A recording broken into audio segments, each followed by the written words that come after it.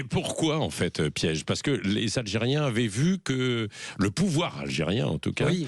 avait vu que Ce sont nos deux points faibles, en quelque sorte. Ouais. La question de l'immigration, avec celle des accords de 68, et puis la question de la mémoire, de la repentance, des excuses. Mais Jacques Chirac vous avez évoqué Jacques Chirac, il avait entamé justement ces discussions. Il avait entamé un peu cette démarche, mais sans aller vraiment jusqu'à la reconnaissance.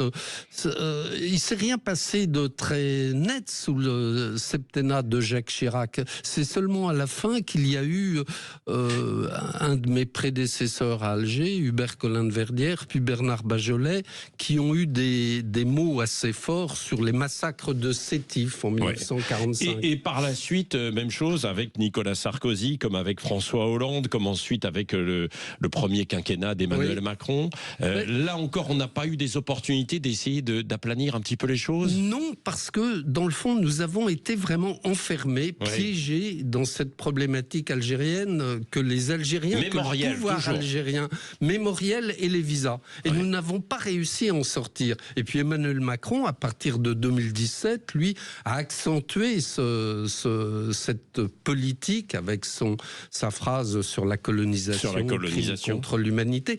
Et les Algériens se sont dit, mais c'est du pain béni pour nous d'avoir un président qui s'excuse comme ça. Oui.